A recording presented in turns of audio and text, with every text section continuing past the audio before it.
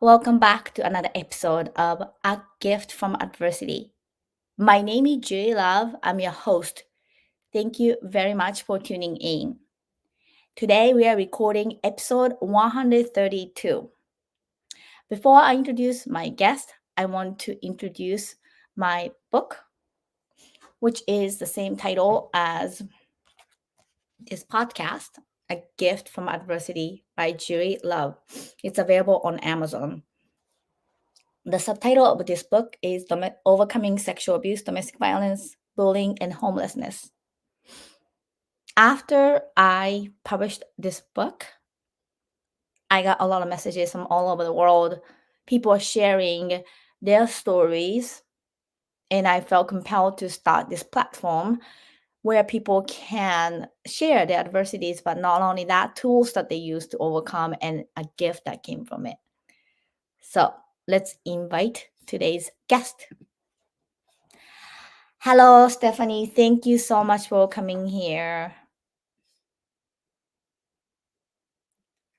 Oh, if you can mute yourself, unmute yourself. There it is. Unmute. Yeah, thank you. Hi. So, Thank you so hi. much for having Hey, thank Sure, you so much for having me on your show. absolutely. So, Stephanie, let's start with your name and where you're coming in from today and what you do, and if you have any social media or website that you want to promote. Sure. So my name is Stephany Ann. I am coming from Oregon in the USA. It is rainy and cold and snowing. We're having a big severe weather right now. Um, I am on LinkedIn and Facebook is where you can find me these days. And what do you do for work? Oh, for work. So I am an attorney, but I'm actually taking time off right now. I'm also an international best-selling author as well, and I'm working on a series of books called When You Love a Narcissist. And so I'm just taking time off and doing that. I have three little boys, and I'm home with them and just holding space for them right now. What kind of attorney are you? So I was a family law attorney for a while, and then I was a business attorney for a while. Well, Stephanie, thank you so much for sharing that. So let's dive into our first question, which is the adversity. So, can you tell our audience what was your adversity? Yeah, so, I spent over 17 years within two narcissistic abusive marriages. And because of that, um, do we want to dive deep into narcissism and what it is and what the abuse looks like? So a narcissist is someone who is very much in love with themselves. They have this grandiose sense of self-importance, this sense of self-entitlement, the very arrogant, haughty behavior. They have this belief that they are so special and they can only be understood by one person, and that is the victim that they condition to become their person. They have this preoccupation with unlimited fantasies of power, success, beauty, wealth, whatever that may be. But the thing is that they will exploit and use anyone to get whatever it is they need. And so a narcissist as a whole embodies that. And so when you're in a relationship with a narcissist, it becomes very taxing, very exhausting, very tiresome, very burdensome because you're just constantly giving and giving and giving. They have, this excessive need for admiration and adoration. And so they just want all of your attention. And so these relationships are very psychologically and emotionally burdensome and abusive. And so, what does that look like? So my first husband, he was a covert narcissist. I was married to him for 14 years. And then after the divorce, he spent, 6 more years using the legal system to further the abuse. And then when I thought I was healed and had moved on from that, then I met husband number 2, who was wonderful in everything that I was hoping he would be. But, until we learn the lessons and break the patterns, we continue to repeat things. And so, although he was a gift from the universe to me, he also came with all the unlearned lessons and unhealed parts of my first marriage.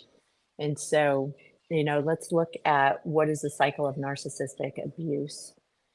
So similar to the cycle of domestic violence, and again, my background was in domestic violence, as in it was the world that I worked in. I actually won the governor's award for my work in domestic violence.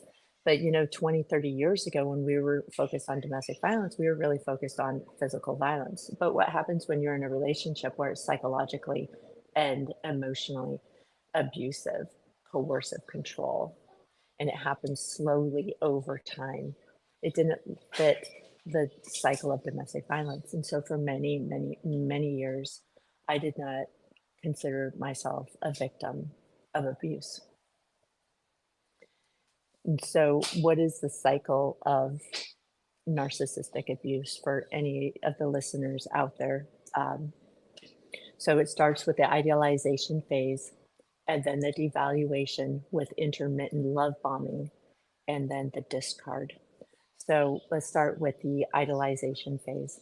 So in the beginning of every relationship, it's wonderful, right? You really want to get to know this person, and you want this person to get to know you. And when it is with a narcissist, it's not like they come with this big flashing neon sign that says, I'm a narcissist, I'm going to drain you and use you and abuse you. They are some of the most charming, charismatic people you will ever meet. They know how to work a room. Their smile will light up the room. People gravitate towards these personalities when they are, being that very charming, charismatic person. And so it's very hard to even know that you're with them, because here is someone who could probably be with any person in the room and they choose you. Oh, that makes you feel great, right? And so in the beginning, the relationship moves quickly and intensely. You'll hear words like, "Oh, you're my soulmate. Um, I manifested you. Where were you 20 years ago?" And they want to know everything about you. Who doesn't love a good listener? Narcissists are some of the best listeners. They want to know They want to know your insecurities. They want to know your past.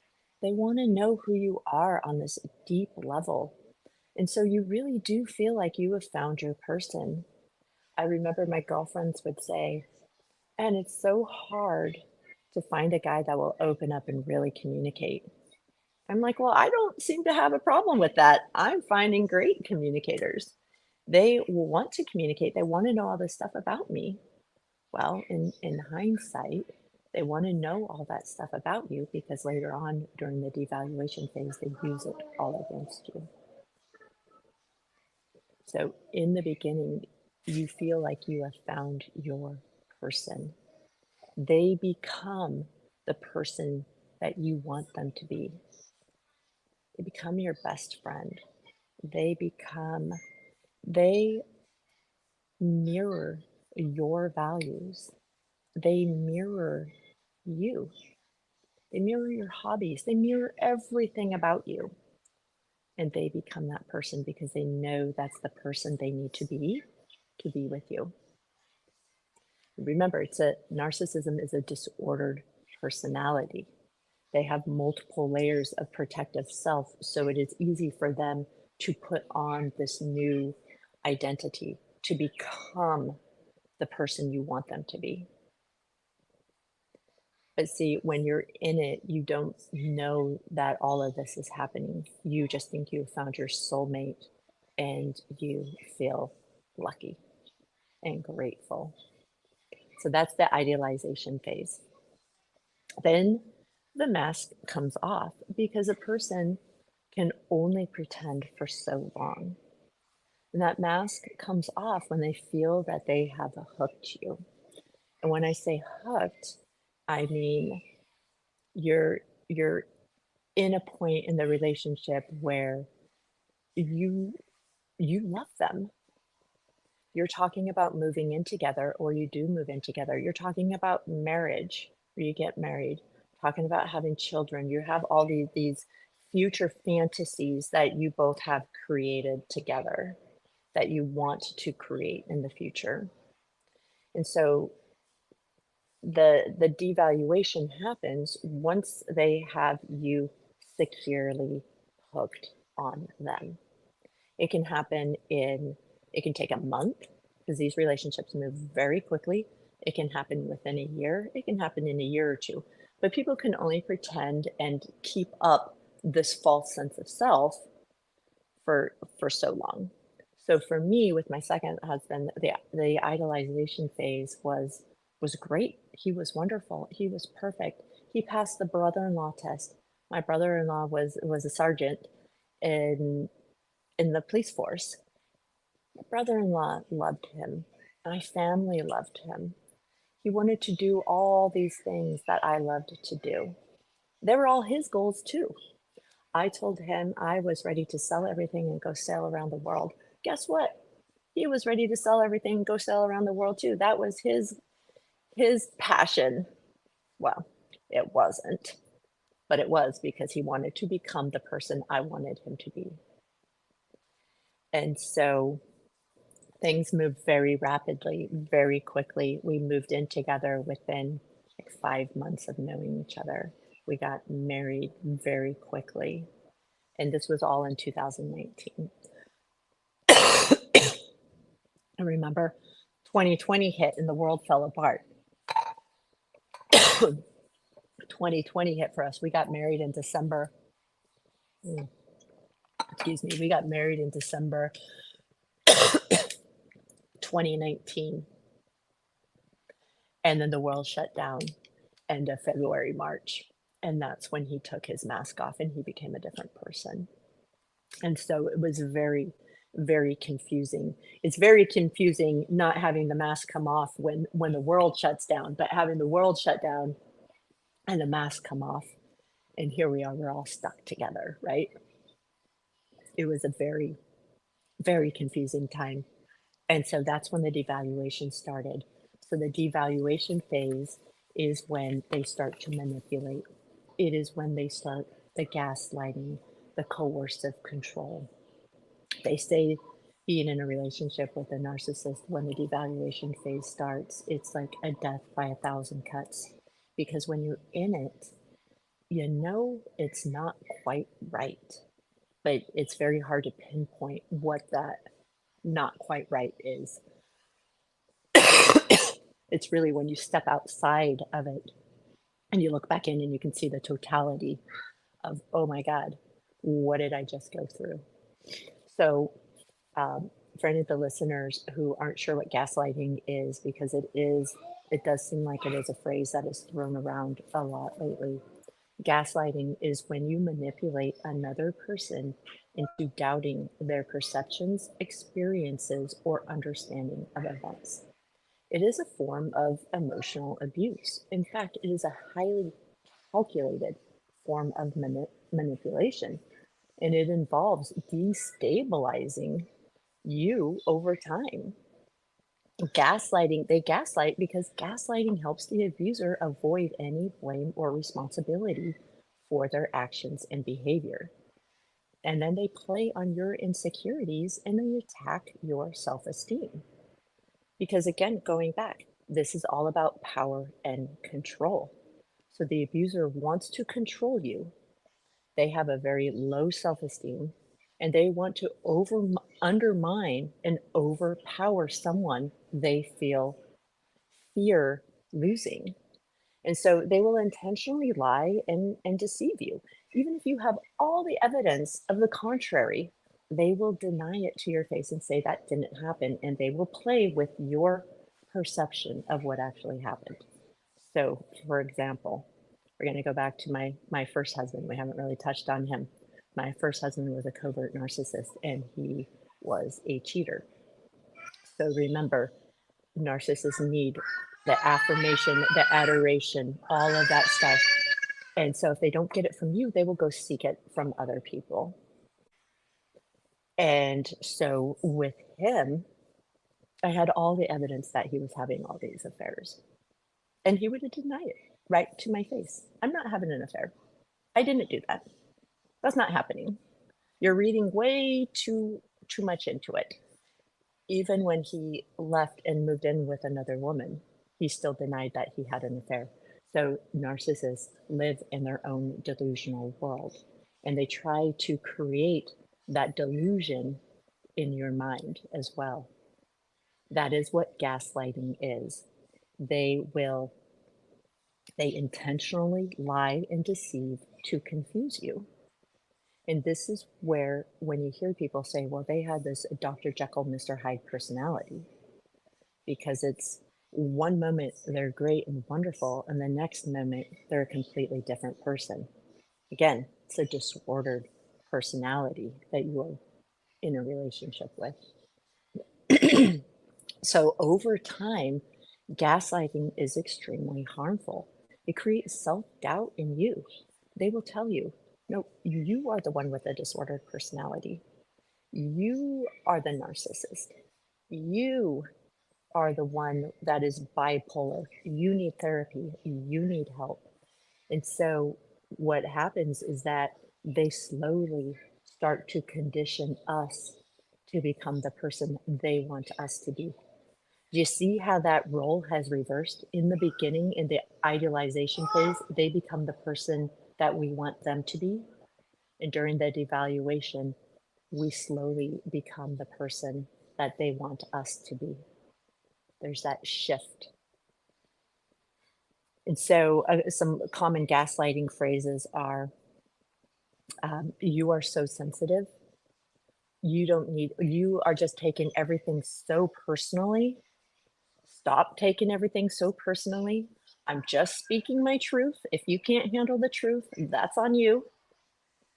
I will say I'm just being sarcastic. You can't handle a joke. And my second husband's favorite one, as he looks at his watch as if there's a calendar on it, he's like, oh, I know why you're acting like a sensitive bitch right now. You're going to start your period tomorrow. So do you see how harmful gaslighting is and what it actually is? It is to create this fog and to manipulate you into doubting what just happened. And if they can keep you in this fog, they can control you. And that fog, I call cognitive dissonance. It's your reality is skewed and it is very confusing. But here's the even more confusing part. When they're in the middle of all this gaslighting, all this manipulation, all this devaluation, they will throw in some love bombs in there. So say, maybe you had an argument and then the next morning they ignore you all day. They go off and pout. And it's very intentional. And now we are reacting. So we're like, well, what did I do wrong? What happened in the argument? Why is he over there? Why is he ignoring me all day? How can I fix this? And they want you to go and fawn all over them. They want you to go apologize for whatever even happened. And most of the time you have no idea what happened because remember, they want to keep you in this fog. And so and maybe a day or two will pass and then they will just show back up and bring you flowers and pretend like nothing ever happened. Oh, I love you. You are so wonderful. You are so special. All of this stuff. And that creates that's the cognitive dissonance. That creates that fog of, wait a second, can we talk about what just happened? But they just completely deny that anything even happened. It is the most bizarre experience ever. It's easy to say that now. When you're in the middle, it's just very confusing, especially with this intermittent, the devaluation, this love bombing, this devaluation. And over time, all that intermittent reinforcement creates a trauma bond. So, for any of the listeners who also don't know what a trauma bond is, most of us know what Stockholm syndrome is, right? It's when, there's this big sensational case, and this, I'm just going to use male and female roles here, but, a female victim was kidnapped by this male, but now she doesn't want to prosecute him. She wants to marry him and have a baby with him. Like, she's justifying his behavior. That is because they have a trauma bond. Similarly, when you are in a relationship with a narcissist, that intermittent reinforcement creates a trauma bond. It is very much like a drug addiction. So if you've ever used a drug of some sort, the first time you use it, you get this really high dopamine release. It makes you high. It is great. It is a wonderful feeling. Then you come down. And then you use again. But every time you use again, you don't reach that first high. In fact, the dopamine release becomes less and less every time you use. But you keep using because there is that reward.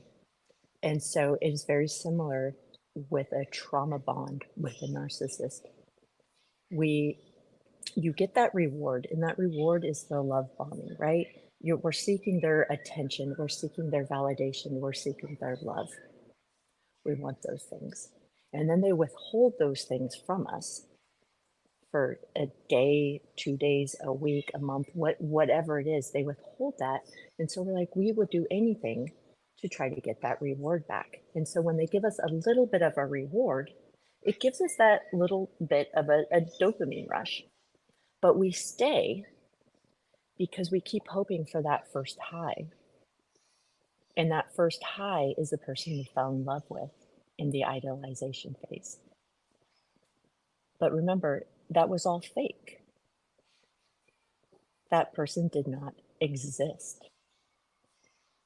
And this is the crazy making, we call it, because we're trying to get that person we fell in love with that never existed and is never there, but that's the person we are trauma bonded to.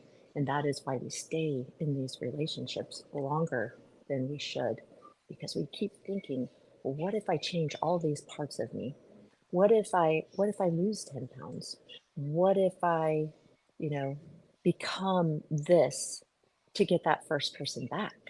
But it doesn't matter who you become if that first person you fell in love with was not even real, was just an illusion. And so that keeps us in this cycle. And so the final stage of being with a narcissist is the discard stage.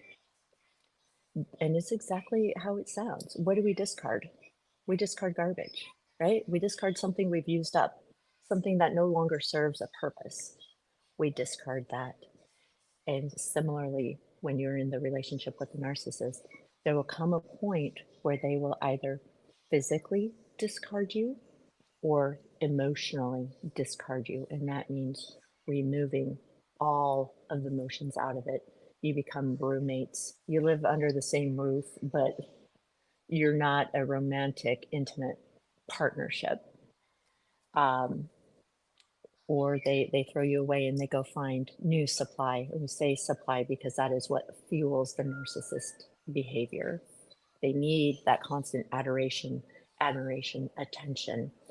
And so the other way out is that you find the courage and strength and worthiness within yourself, and you say, I've had enough. I don't want to play this game anymore. It is not a fun game. It is, I'm worthy of so much more. And you find the strength and you leave. Those are the only two ways out of these relationships. And so for me, leaving both of my ex-husbands, it was very hard. My first husband, I didn't leave. I was discarded by him. He spent 14 years having affairs, and he left for another woman. Left me, and we had two little boys. I had a 2-year-old, um, and and that was it. And I remember when he left, he said, "Stephany, I'm setting you free." And you don't see it at the moment. It has taken years for me to see the truth in that one little statement. But I was also done with the relationship as well. I didn't chase him. I didn't try to get him back. I didn't do anything. It's just he did what I couldn't do.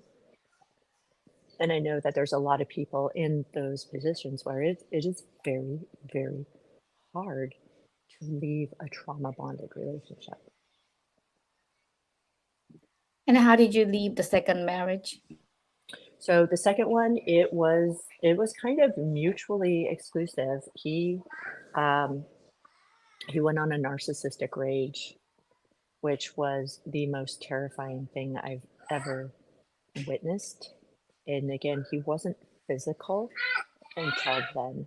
And a narcissistic rage is a full blown meltdown. So my second husband, he's over 6'3", 200 and something pounds. And he just started, I don't want to say going crazy, because that means that maybe they don't have control over what they're doing. It is very much, they are very much in control and aware of what they are doing. And so he just, slamming doors, punching walls, yelling, and scream. He just had this meltdown. I'd never experienced this before. And tormenting, like he would just torment and provoke, because he was looking for a reaction. And that's something I didn't quite touch on in the devaluation phase. So they condition you to start reacting and to start living from this place of just reacting. You no longer respond, you emotionally react. And when you emotionally react, they have controlled you, right? And so during his narcissistic rage, he was trying to get a reaction from me, and I was refusing to give him a reaction until it was like 3 weeks of tormenting. And sometimes, when a narcissist is having this the rage, sometimes it can last for about 5 days, or 3 days or something, and then they come down from it. But he just wasn't coming down, and it went on for almost 3 weeks. And during that 3-week time, I had to prepare how to leave, how to get out. And I made every mistake that I taught people in my professional career not to do. I made them all. Told him I was leaving, told him I was taking the kids, told him I was doing all this, and then that just like fueled his rage. And they say, when you are leaving an abusive relationship, whether it is physical violence or psychological or emotional abuse, that is the time where you have to really be careful, because that is the time where control has been lost. And again, remember, this is power and control. So when you are trying to leave, this is where they have lost control of you, and they will do everything, including resorting to physical violence, to get that control back. And that's how that marriage ended, in physical violence. And I did everything I preached not to do. I did. And so I did get out. I did not get out safely, but I got out, and I got my kids, and I moved 3,000 miles away. and went no contact. And that is a big one for people who are in these relationships. You have to completely go no contact. And I always hear people say, well, he went no contact on me. Why won't he reach out? No, no contact is for you. It is for your safety and it is for your own healing.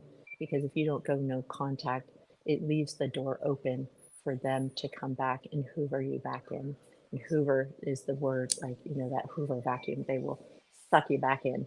And I have had that happen several times. And so I finally went no contact. I had to block his family on everything. I had to block him on everything. And I moved through, excuse me, 3,000 miles away for my own safety. Well, thank you so much, Stephanie. It is just so heartbreaking, and I've had those people in my life, starting from my father, who I had no control of choosing him, um, and he was extremely narcissistic. And everything that you said is spot on. However, the difference is that obviously we didn't start meeting and creating this fantasy situation. Um, but I remember after my mom left, they got divorced when I was 8, and I became his lover.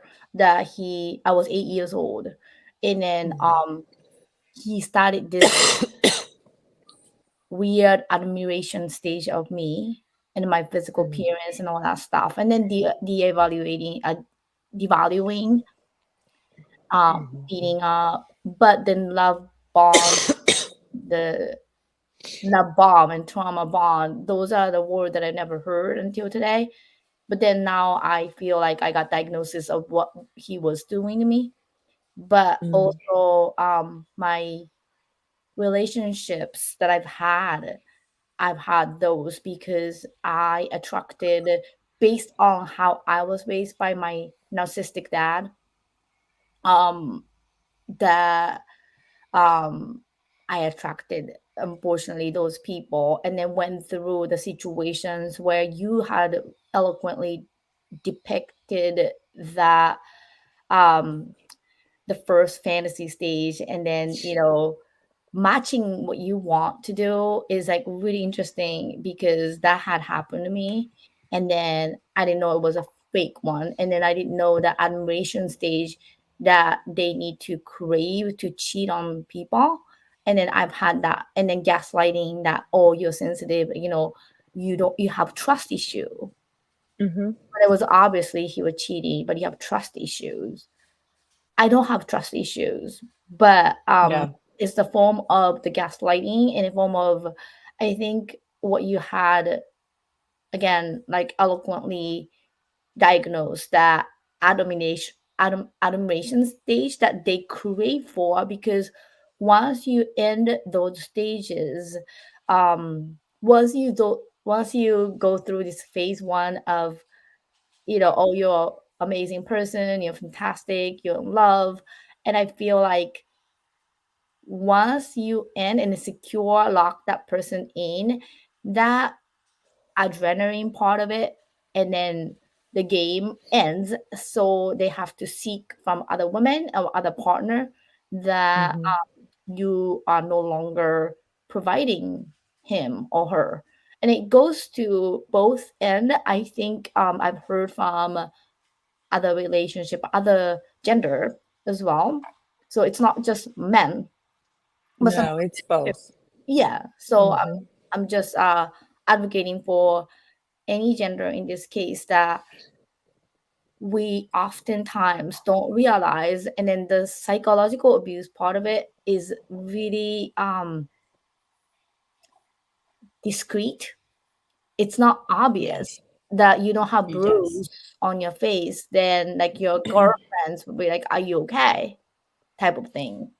Mm-hmm. And I've had those years of relationships where I actually lost some of friends because I was venting the relationship that I had with my relationship, and then they got sick and tired of hearing me say that. But then I think it would look different if you were punched and if you had like if you're covered in blood, and then your girlfriend say, "Hey, are you okay?"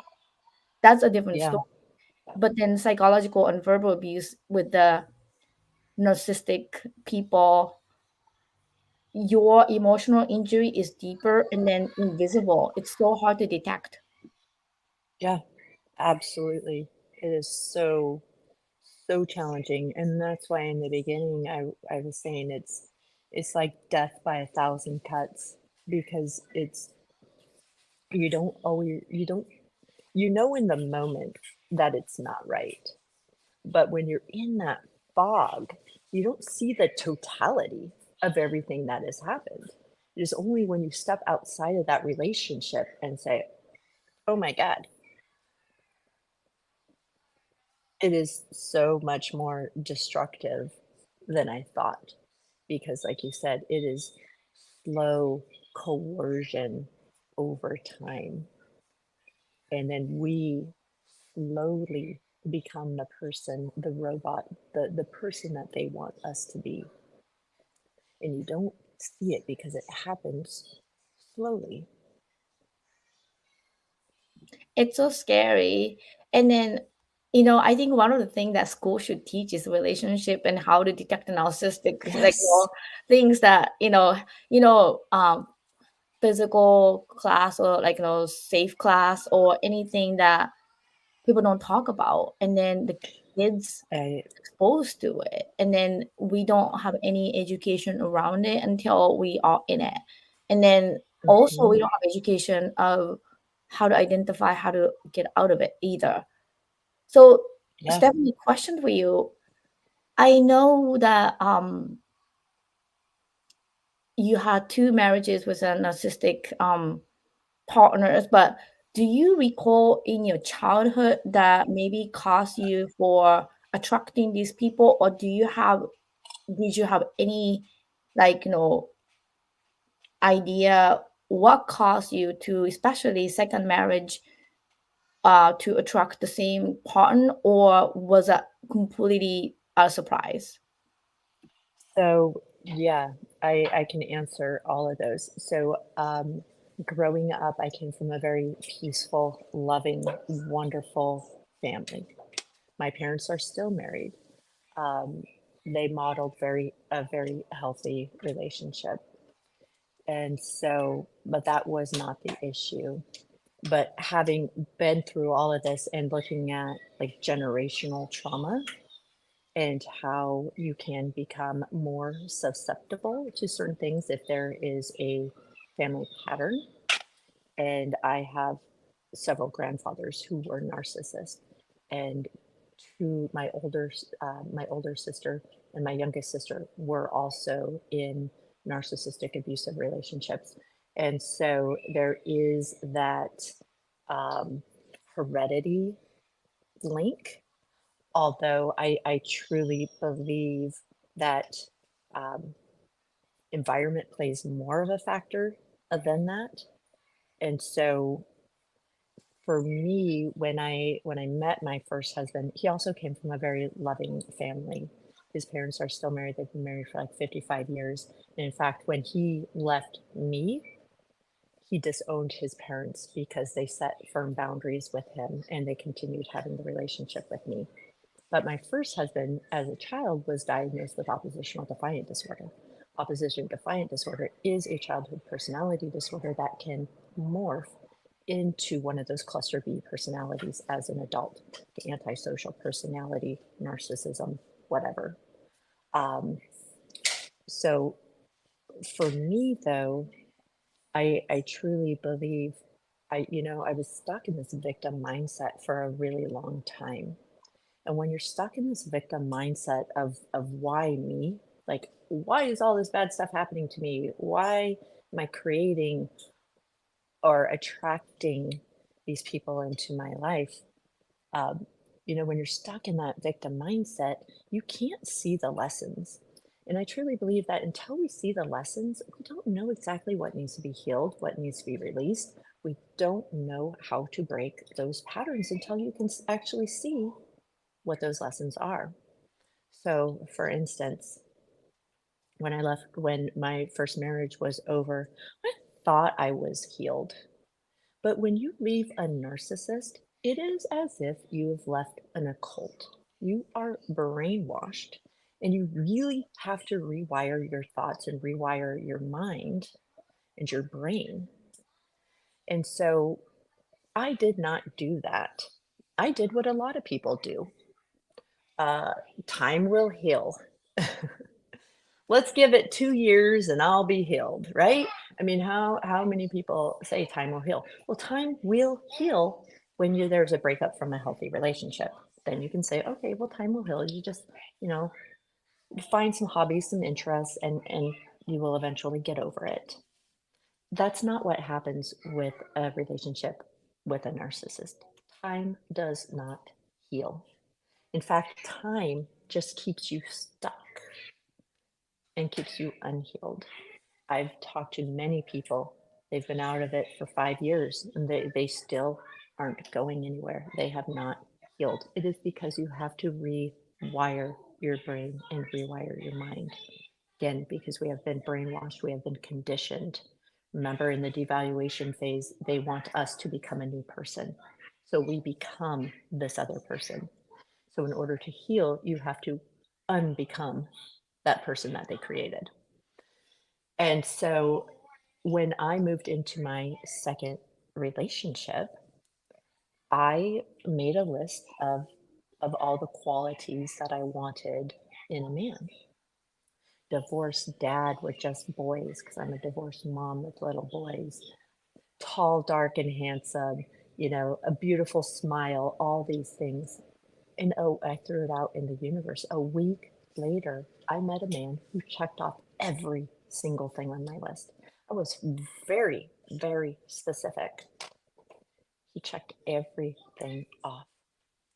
And so looking back, I can say, yes, the universe will give you what you want with all the unhealed lessons, unlearned lessons. And this is where the patterns come in. And until we stop and acknowledge and figure out what those are, we will continue to call in situations or people into our life until we break those patterns. Stephanie, psychologically, like when you are in these horrible relationships, how were you doing? Do you remember? Do you recall days that you are in the devaluing stage, like or discarding stage? Do you remember your emotions and mental stage? I really remember just feeling very confused. And for me, again, this was 2020. And so it was like, well, what was his real behavior? And what was just the craziness of the world shut down? Um, and then, even after 2020, it's because I'd separated from him for 2 months and then he hoovered me back with all these promises of, I will change, I will do this, I will do that. And, it was great for like 3 months. And then he went back to his old ways. Um, so, I remember just being so confused the whole time we were together. And thankfully, with my second marriage, we were together for 4 years, but of those 4 years, we were almost separated for 2 of those years. So I really, I learned my lessons much quicker. I got out much quicker. It didn't take 14 years this time around.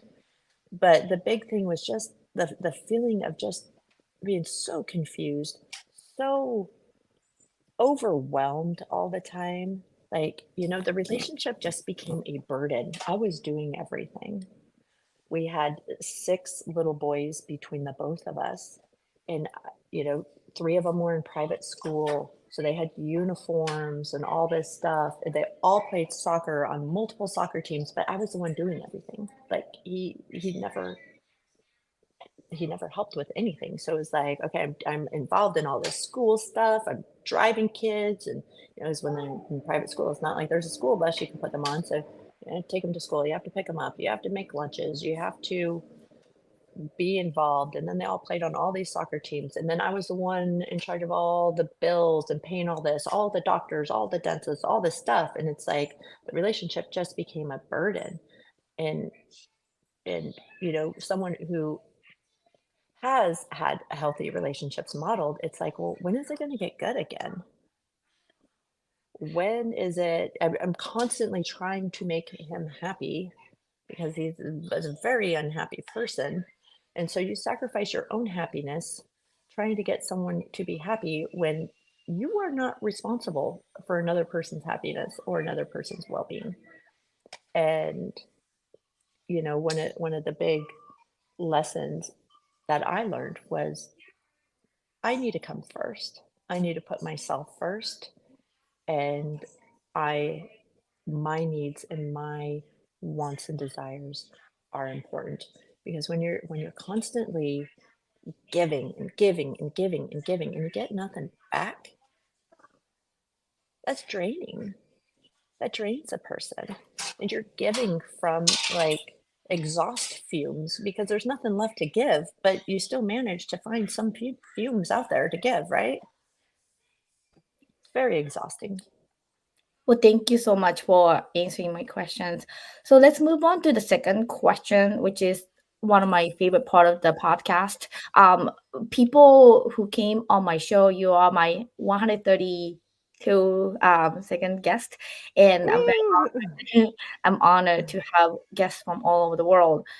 And the consensus is that everybody has very unique techniques to overcome the challenges, where traditionally when people don't understand the trauma that we went through, like throw you at like not nonsense but kind of irresponsible, like guessing suggestions like, hey, you see a therapist. And I had a therapist who fell asleep on me, who gave me horrible advice. And then I had therapist who was like yawning like on Zoom like multiple times.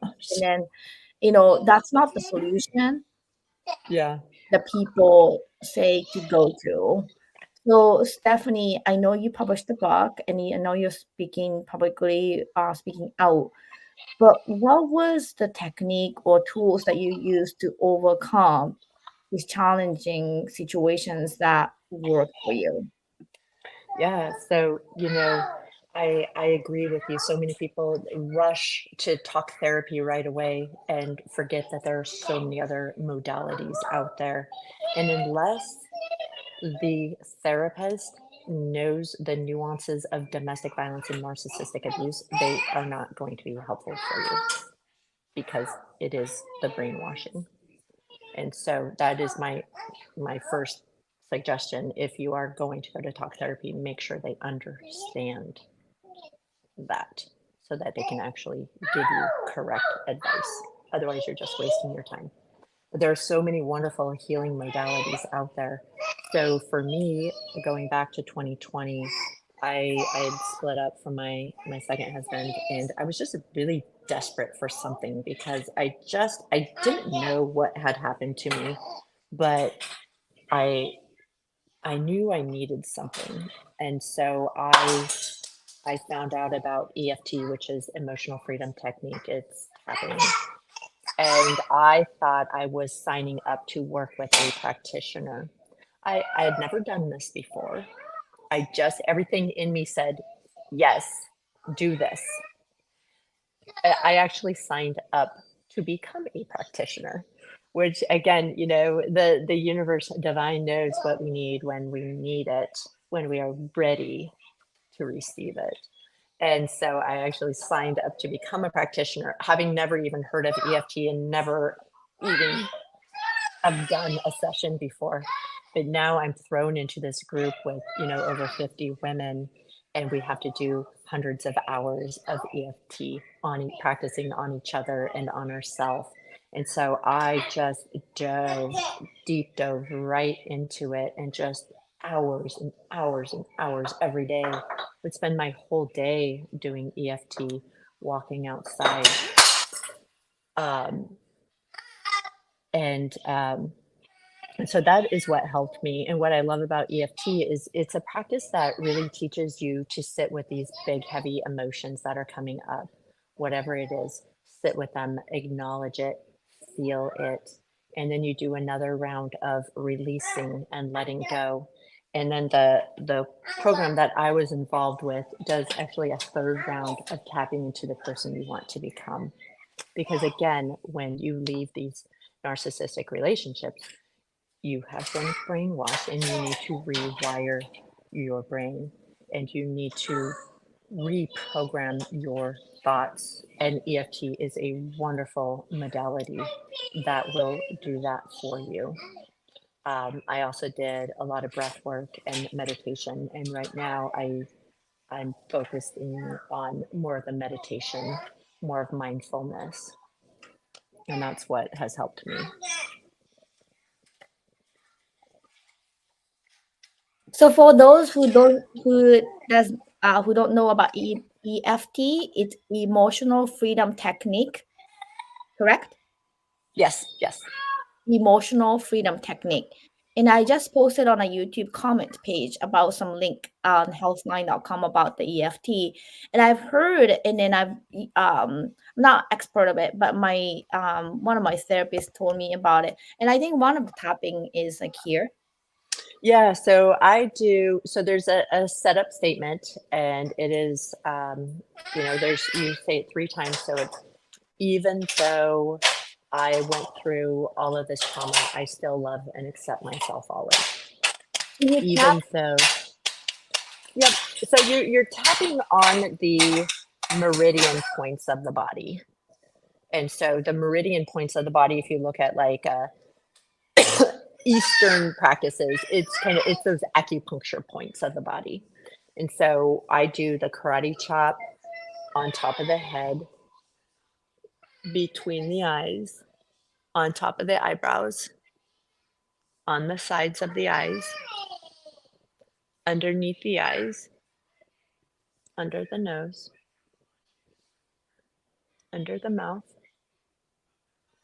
right here on the collarbone, right kind of on there, your bra line right there, and then right under that like solar plexus area. And then I do this. And so those are the tapping points that I do. And while you're doing it, you're speaking. And so you could say like sakes and anxiety, okay? All this anxiety, I'm feeling all this anxiety. I'm feeling it in my chest. It feels really heavy. All this anxiety. I see you. I recognize you. All this anxiety. And you just kind of talk and sit with it. Whatever words are coming up. It's like having a conversation with the anxiety or whatever big, heavy emotions coming up. And then I go through the points and I release it. So, all this anxiety, I'm choosing to let you go. What would my life look at like if I didn't have anxiety? What if I could just let you go and release you from my body? What would that feel like? Sorry, I'm kind of having a sore throat today. Sorry. And then you release it from your body. So I'm choosing to let you go. I'm releasing you. I'm letting you go. I no longer need you. My body is safe. I don't need you in my life. I'm choosing to let you go now. And I release you from my body. I release you from my cells. Underneath the nose, I release you from every part of my being. Underneath the mouth, I let you go. I feel you letting go now. And sometimes when I'm doing the EFT, I visualize. So you can do like some visualizations and seeing it and letting it go and releasing it. I'm sorry if you can hear that. I have a toddler who's playing with a dog right now in a bowl of tomatoes. So my last question is a gift that came from it. So, what do you say the gift that came from your adversity? Yeah, so the gift is, one, when I was able to change my mindset from this victim mindset, to becoming more empowered. I I was able to see my two ex-husbands, not as monsters trying to destroy my life, but as teachers who were sent here to give me powerful, powerful nuggets of wisdom and to teach me powerful lessons. And when I made that shift, I could see where I needed more compassion.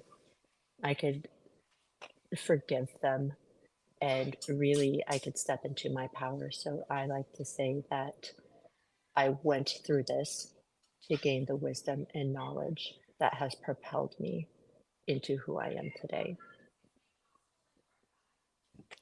Well, thank you very much for coming into a gift from adversity today.